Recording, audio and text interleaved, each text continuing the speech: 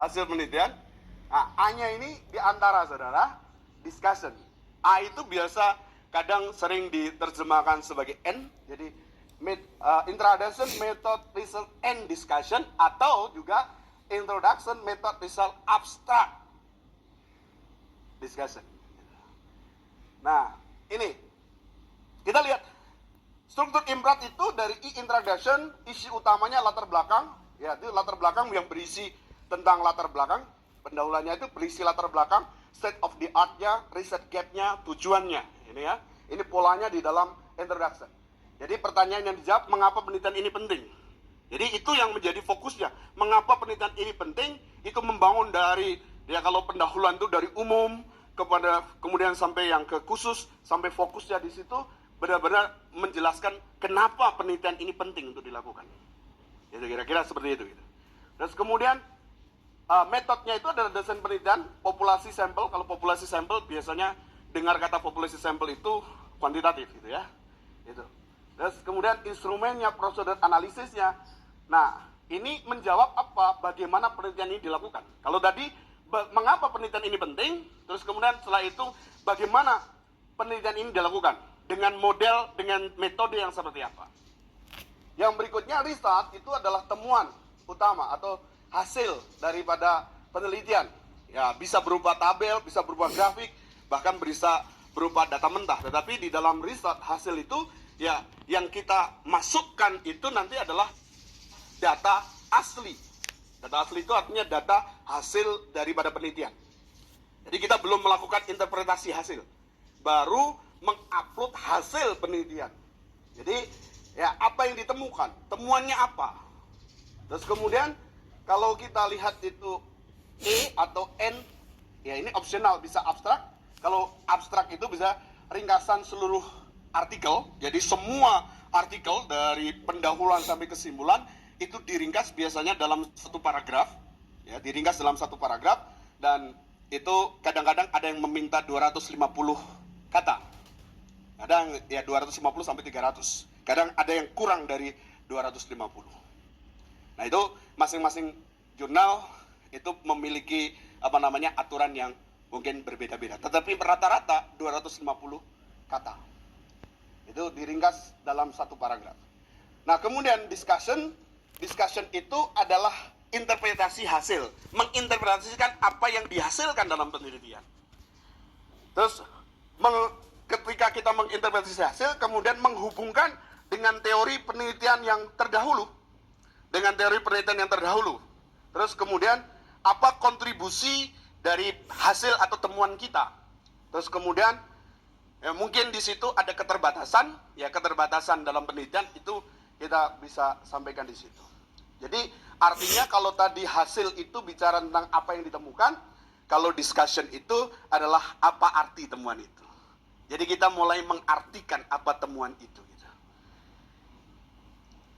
Nah, kita masuk kepada introduction atau pendahuluan. Prinsip di dalam kita membangun atau membuat pendahuluan, Bapak Ibu, ya yang pertama dari umum ke khusus dan harus fokus. Jadi dimulai dari hal-hal yang umum, dari fenomena umum, terus kemudian masuk kepada yang khusus gitu ya. Kita bicara khusus itu bicara tematik kita, apa yang menjadi subjek daripada penelitian kita. Terus kemudian kita masuk ke fokus di situ. Nah, dalam pendahuluan ini jangan terlalu panjang. Kadang-kadang kita nulis pendahuluan tuh sampai panjang kali lebar dan segala macam gitu ya. Jadi cukup 20% dari total artikel. Biasa artikel jurnal itu mayoritas rata-rata itu 4.000 kata. Mayoritas 4.000 sampai 6.000. Kadang-kadang seperti itu. Jadi kalau 20%-nya dari 4.000 ya kira-kira sekitar 500 sampai 700 ya. Gitu. 500 sampai 700 kata. Nah, akhiri dengan research question. Pertanyaan penelitian dalam pendahuluan tersebut, atau kalau misalnya kita kuantitatif ya masuk dalam hipotesanya. Hipotesa itu adalah dugaan ya, hipotesa itu kesimpulan yang artinya kesimpulan awal gitu ya, dugaan kita. Jadi seperti itu masuk dari situ. Nah, kita membuat ini, ada satu metode di dalam menyusun latar belakang atau di dalam ya pendahuluan. Latar belakang dengan piramida terbalik. Kita mulai dari yang paling lebar, itu adalah uraian umum persoalan yang kita teliti. Yang berikutnya, setelah kita menguraikan secara umum persoalan-persoalan yang kita teliti, kita mulai tunjukkan data terkait masalah yang akan dibahas. Kita masuk kepada data empiris, data yang kita temukan di lapangan. Kita masuk di sini. Ini biasanya disebut pra-penelitian gitu. Jadi kita masukkan data-data empiris dalam pra-penelitian kita, itu di situ. Terus kemudian, uraian kemungkinan penyebabnya apa? Inilah yang disebut dengan gap penelitian. Gitu. Jadi di dalam penelitian itu kita harus temukan yang namanya gap penelitian. Kesenjangan penelitian itu apa? Bisa pahami Bapak Ibu? Halo? Bisa dipahami ya? Jadi setelah kita menguraikan dari umum, hal yang umum itu misalnya, terus kemudian kita menunjukkan data-data terkait, gitu. Kalau biasanya saya pakai dasolen, ya, dasain dan dasolen gitu-gitu. Ya, tapi ini saya gini, uraian umum persoalan yang diteliti itu apa, bicara apa, tunjukkan data terkait masalah yang akan dibahas. Jadi kalau secara umum, secara teori dan segala macam, ya, itu kita lihat di situ.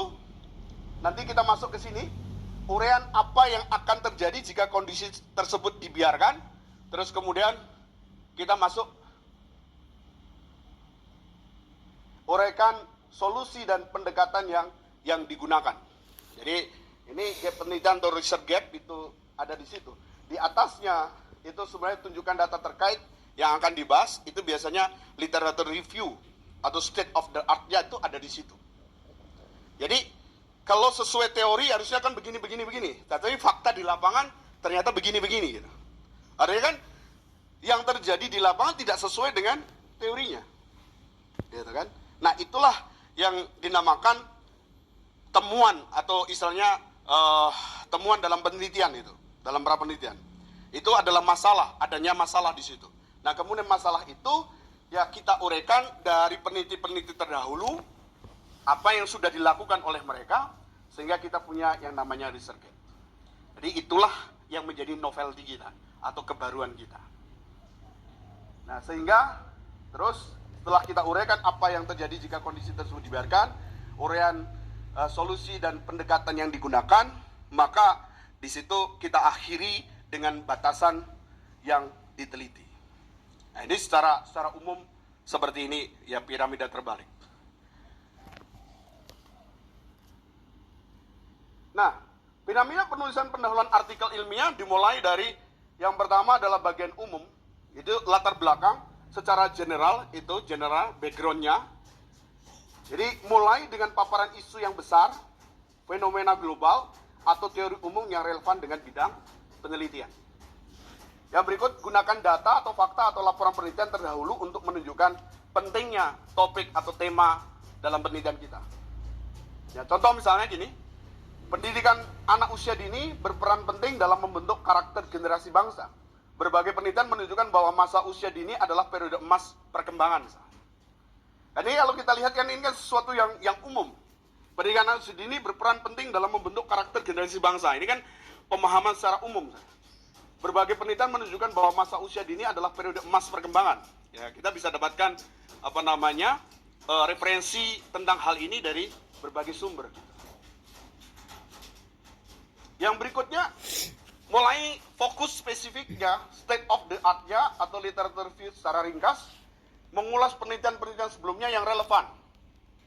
Tunjukkan apa yang sudah diteliti, pendekatan yang digunakan, serta hasil yang diperoleh. Ya, sertakan referensi terbaru 5-10 tahun terakhir jika memungkinkan. Jadi itu literature review-nya jangan terlalu banyak. Ya. Tapi yang langsung to the point kepada apa yang menjadi fokus dalam penelitian kita.